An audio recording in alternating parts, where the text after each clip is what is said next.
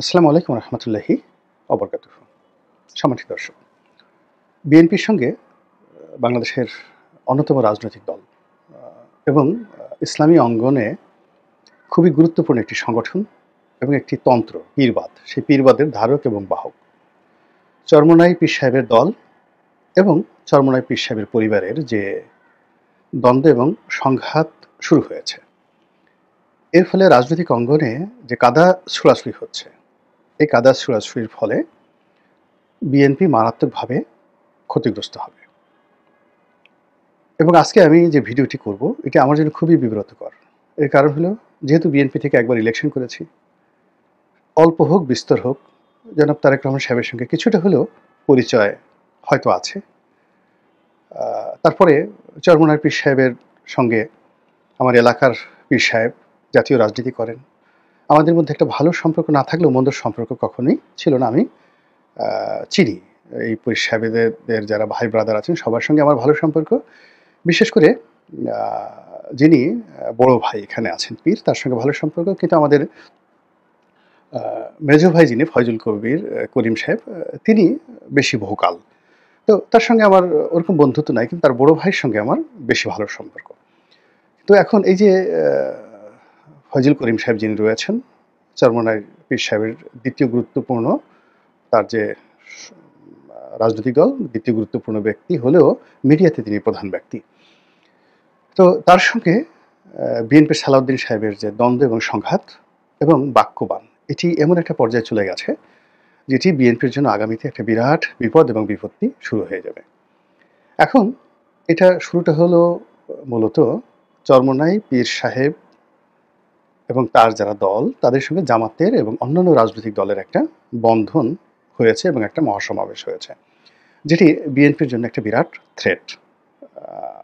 এবং দ্বিতীয় যে ঘটনা, সেটা হলো বিএনপি এতদিন ধরে যাকে মাথায় করে নেচেছে, সেই নুরুল হক নুরু, তারপরে এবি পার্টি জনাব মঞ্জু, এই দুটো তাদের যে দুটো দল এবং সংগঠন, এই দুটো সংগঠনকে বিএনপি মনে করেছে দুটো হীরার টুকরা, দুটো রত্ন পাথর।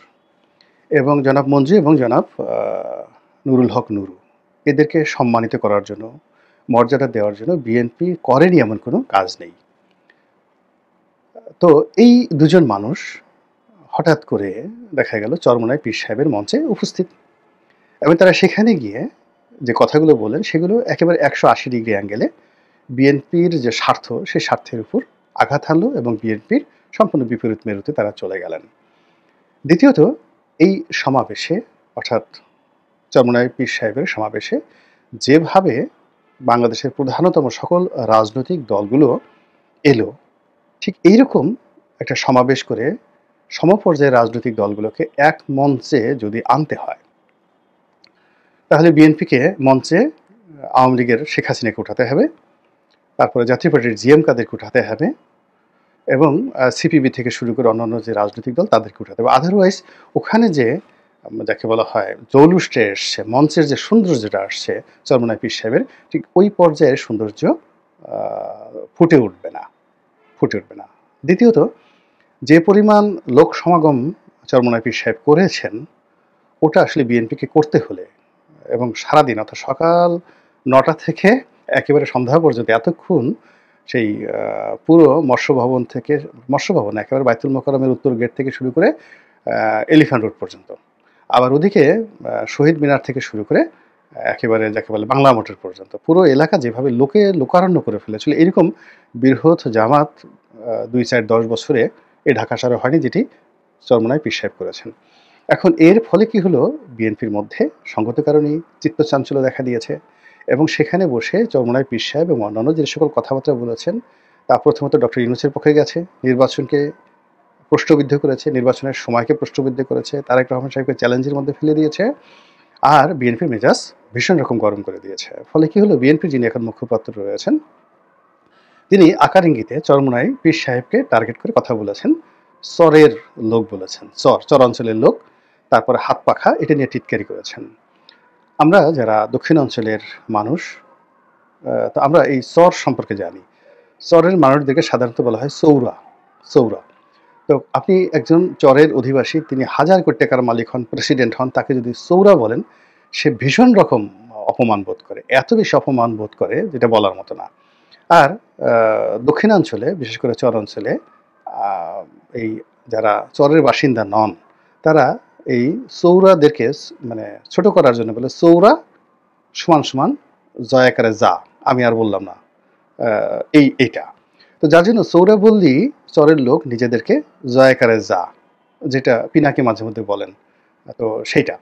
তো যা হোক, ওই গালিটা নিয়ে নেন। ফলে সালাউদ্দিন সাহেবের যে বক্তব্য, সেই বক্তব্য মানে চরমোনাই পীর সাহেবকে অসম্মানিত করেছে। আর তার সাথে যারা গেছেন, যেমন নুরুল হক নুরু, তার বাড়িও চর অঞ্চলে। তিনিও অপমান বোধ করবেন এবং তাদের দুজনের মধ্যে যে বন্ধুত্ব, যেটা তারেক রহমান সাহেবের সাথে নুরুর যে বন্ধুত্বটা ছিল, ওটা আরো বহুগুণ বেড়ে গেছে চরমোনাই পীর সাহেবের সঙ্গে নুরুর। এ কারণে মঞ্চে বসে তারা খুনসুটি করেছেন, একে অপরকে খোঁচা দিয়েছেন। তাদের মধ্যে যে বন্ধুত্ব হয়েছে, ওটা তারেক রহমান সাহেবের সাথে নুরুর সম্ভব নয়। তারেক রহমান সাহেবের পেটের মধ্যে নুরু ওটা খোঁচা দিবেন, বা নুরুর পেটের মধ্যে তারেক রহমান সাহেব খোঁচা দেবেন। বন্ধুত্বটা তারেক রহমানের সাথে ওই পর্যায়ে কোনোদিন যায়ও নাই, যাবেও না, যেটা ইতিমধ্যে নুরু এই মঞ্চে বসে মজা পেয়ে গেছে।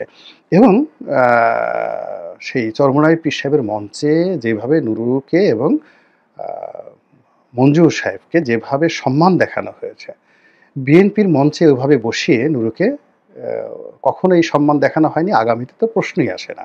ফলে এই যে একটা সম্পর্কটা হয়ে গেছে, সেই সম্পর্কটা তো বিএনপি মাথা খারাপ করে ফেলেছে এবং সালাউদ্দিন সাহেব সেই চরের পার্টি, চরের লোক, তাদেরকে ইন্ডিকেট করে যে সকল কথাবার্তা বলেছেন, ওতে চরমোনাই পীর সাহেব সরাসরি ক্ষেপে সালাউদ্দিন সাহেবকে টিটকারি করে যা মুখে আসে তাই বলেছেন। তো ওটা আম বলব না। তাকে দুর্নীতিবাজ, সে এসএলএম এর টাকা খাইছে। তারপর শেষে কক্সবাজারে সে কি করছে, ওখানে সে প্লট দিছে ওই আগের জামানাতে, সেই হোটেল-মোটেল জোনে। মানে উনার ছেলে কি করেছে, কোনো কথা বাদ নাই। ফটাফট করে সবগুলো বলার পরে যেটা হয়েছে, সেটা হলো সরাসরি তারেক রহমান সাহেবকে আক্রমণ করা হয়েছে। তারেক রহমান সাহেবকে তাও কি আবার যেন তেন নয়। তিনি একেবারে নিজের মুখে বলছেন যে, এই পল্টনে টাকা কালেকশন হয়। বস্তায় টাকা কালেকশন হয়। মানে বস্তায় বলেননি। এটা সুর করে বলছেন যে, টাকা দেই পল্টনে, টাকা যায় লন্ডনে, বা এরকম কি যেন একটা কথাবার্তা বলছেন। অর্থাৎ তারেক রহমান এখানে একটা বস্তা খুলেছেন এবং সেই বস্তা ভর্তি টাকা লোকজন এখানে চাঁদা কালেকশন করে এবং সেই টাকা লন্ডনে চলে যায়। চিন্তা করতে পারেন যে চরমোনাইয়ের পীর সাহেবের মুখ থেকে যে কথাগুলো বের হয়েছে, এই কথা মানে মুহূর্তের মধ্যে ভাইরাল বিদ্যুতের আকারে, মানে একেবারে সিল হয়ে চরমোনাইয়ের অন্তত ৫০ লাখ ভক্ত, যারা ডানে তাকাবে না, বামে তাকাবে না, ওই পীর সাহেব যেটা বলেছে ওটা বিশ্বাস করবে এবং তারা এখন থেকে সেটা প্রচার করতে শুরু করবে। এই গেল একটা। ২ নম্বরে হাওয়া ভবন নিয়ে তিনি প্রশ্ন তুলেছেন। এই অতীতে হাওয়া ভবন এই কাজ করেছে, খাম্বা এই কাজ করেছে। খাম্বা, হাওয়া ভবন নিয়ে তিনি যে সকল কথা প্রকাশ্যে বলেছেন, এইরকমভাবে স্ট্রংলি শেখ হাসিনা কোনোদিন বলতে পারেনি। আর শেখ হাসিনা যদি ১,০০০ বার নয়, ১,০০,০০,০০০ বার কিয়ামত পর্যন্ত খাম্বা, হাম্বা, হাওয়া ভবন এগুলো বলে, তাতে জনমনে আসলে এখন কোনো কিছু হবে না। কিন্তু চরমোনাই পীর সাহেবের মুখ দিয়ে যখন কথাটা বের হয়েছে, আবার হাওয়া ভবন মানে এটা আ তৈরি হয়ে গেছে। ওই ভবন ভেঙে এখানে নতুন ভবন করা হয়েছে। ভবনের মালিক হয়তো মরে গেছে, বিক্রি হয়ে গেছে। কিন্তু এই যে চরমোনাই পীর সাহেবের মুখ থেকে কথাটা হওয়ার সাথে দেখবেন যে এখন মানে হাওয়া ভবনের দৃশ্য সারা বাংলাদেশে টেকটাপ থেকে তেঁতুলিয়া পর্যন্ত এই ন্যারেটিভটা চলে আসছে। তারপরে ওই যে খাম্বা, তারপর শেষে ওই যে আওয়ামী লীগের যে সকল ন্যারেটিভ, যে খালি খাম্বা টানায় রাখছে, তারপরে ট্রান্সফরমার বিক্রি করছে, ট্রান্সফরমার লাগাইছে, কারেন্ট নাই, ট্রান্সফরমার কিনছে কমিশন খাওয়ার জন্য। খাম্বা বানাইছে কমিশন খাওয়ার জন্য। এই সকল কথাবার্তা। এখন এইগুলো নিয়ে বিএনপি খুবই একটা সেনসিটিভ জায়গাতে আছে। যে কথাগুলো এই সময়টাতে আ চরমোনাই পীর সাহেবের মুখ দিয়ে বের হয়েছে এবং সবচেয়ে আপত্তিকর কথা, যে কথা কেউ বলেনি এখন পর্যন্ত। এখন পর্যন্ত বাংলাদেশে কেউ বলেনি। সেটা হলো তারেক রহমান সাহেবের চরিত্র নিয়ে এইভাবে কেউ বলেনি। বলছে যে মিলিটারি, মানে কিন্তু আঞ্চলিক ভাষায় সেনাবাহিনী বলেনি বা অন্য কথা বলেনি। তো মিলিটারি কথাটা আমাদের দেশের আমজনতা মানে গরিব মানুষ বেশি বুঝে। আমরা যেমন স্বাধীনতা যুদ্ধের সময় বলতাম, দাড়ি ফেলাইয়া রাখছে মোস, তারে বলে মুক্তিফোস, মোস ফেলাইয়া রাখছে দাড়ি, তারে বলে মিলিটারি। তো মিলিটারি কথাটা এখন কিন্তু আমাদের এখন আমজনতা বুঝে এবং চরমোনাই পীর সাহেবের বেশিরভাগ যারা মুরিদ রয়েছেন, তারা তো গরিব মানুষ, তারা এই মিলিটারি শব্দটা বুঝে। তো বললেন যে এই যে মিলিটারি যে হে তারেক রহমানের ধরে নিয়ে গিয়া মাজাটা ভেঙে দিছে, এমনি দিছে নাকি? অন্যায় করে নাই? গুনাহ করে নাই, পাপ করে নাই, এটা কি আমরা করছি নাকি? তারাই তো করতেছে যে মিলিটারি তাদের মাজা ভাঙছে। কেন ভাঙছে? কি কারণে ভাঙছে? অন্যায় করছে তাই জন্য ভাঙছে। এই যে ন্যারেটিভ গুলো, এই যে ভাষাগুলো, এগুলো এই মুহূর্তে যে বিএনপি রাজনীতি, সেই বিএনপি রাজনীতির জন্য অশনির সংকেত। অশনির সংকেত, এবং এটা যদি চলতে থাকে আর কদিন পরে জামাত বলবে। এর কারণ হলো জামাত বা চরমোনাই, তারা টিয়ার চুরি করবে, কাবিখা চুরি করবে, চাঁদাবাজি করছে কোথাও থেকে, তারপরে খাম্বার ব্যবসা করবে, কোনো একটা হাওয়া ভবন খুলে সেখান থেকে যাকে বলা হয় তারা চাঁদা তুলবে, তারপর শেষে এখান থেকে চাঁদা তুলে মক্কা মদিনায় পাঠাবে। এই কথা আসলে শয়তানও বিশ্বাস করবে না, বাংলাদেশে ইবলিসও বিশ্বাস করবে না। তো কাজেই ওই মুখগুলো থেকে যখন এই কথাগুলো আসছে, এটা এই মুহূর্তে রাজনীতির জন্য একটা সুনামি। এখন এটা বিএনপির ভুল হতে পারে, অথবা বিএনপি যারা প্রতিপক্ষ, বিএনপিকে যারা শেষ করতে চায়, তারা হয়তো এখানে পিন দিতে পারে, বাতাস দিতে পারে, এবং এই যে চরমোনাই পীর সাহেবের মুখ থেকে এই কথাগুলো বের করে দিতে পারে। এরপর যদি জামাতের আমির বলে, এরপরে যদি জামাতের অন্যান্য যারা নেতা আছে তারা বলে, হেফাজতের যারা নেতা বলে, এবং ওয়াজের ময়দানে যারা খুব জনপ্রিয় লোকজন রয়েছেন তারা যদি এই কথাগুলো বলা শুরু করেন, এবং এগুলো বলা হবে, তখন সেই পুরো বিষয়টা মানে বিএনপিকে এমন একটা ব্যাক ফুটেজে ফেলে দেবে, যেটা গত 15 বছর ধরে শেখ হাসিনা চেষ্টা করেও যেটা পারেনি, সেই কাজটা কিন্তু এই গত এক সপ্তাহতে ঘটে গেছে। বিএনপির সব লোক বগল বাজাচ্ছে। কেউ তো সে আগে যেভাবে তারেক রহমান সাহেবকে তেল মেরেছে, এখনও তেল মারবেন।